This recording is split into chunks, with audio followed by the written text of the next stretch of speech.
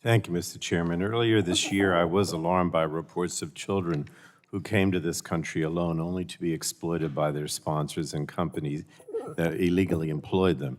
And I'm pleased that Secretary Becerra is here to explain what the Office of Refugee Settlement is doing to better address this cruel abuse. ORR has been in a difficult position. Its budget and authorities are limited, particularly in the period after a child is released into the custody of his sponsor. This is a critical time for the detection and remediation of any exploitation. In 2021, the Biden administration inherited a crisis in the aftermath of the Trump administration's inhumane family separation policy, and ORR acted quickly to reunify families, place children in the care of sponsors, build emergency facilities, and hire staff, and those efforts were necessary. But responding to this crisis also revealed areas for improvement. ORR must stay vigilant in its work to identify and respond to exploitation, both in the sponsor vetting process and when they're released into the care of their sponsor. And I look forward to hearing how ORR is accelerating this important work, including through its joint efforts with the Department of Labor to combat illegal child labor. This hearing is entitled Stopping the Exploitation of Migrant Children, and everyone fully supports that goal. Unfortunately, I believe the actions that my Republican colleagues are taking would make this situation worse, not better. This Congress, Republicans have routinely tried to chip away at the right to legal asylum. Even as they decried child exploitation, Republicans nearly unanimously supported legislation that would reverse critical safeguards for kids who were trafficked. And this Republican action would leave these kids in Department of Homeland Security facilities for up to 10 times as long as the legal limit.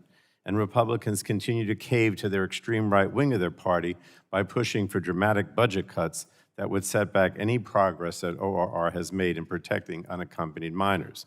For example, most recently, House Republicans on the Appropriations Committee are pushing an annual funding bill that would cut the unaccompanied children's program funding by $3.3 billion in the upcoming fiscal year. This drastic funding cut would severely hinder the office's ability to provide services like mental health care and legal services that would help detect and prevent the very kind of abuse that this hearing is supposedly about.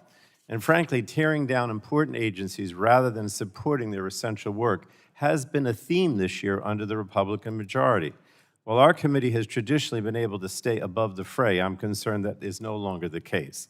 The Republican majority continues to push a legally flawed theory that 14 National Institutes of Health centers and institute directors were improperly appointed.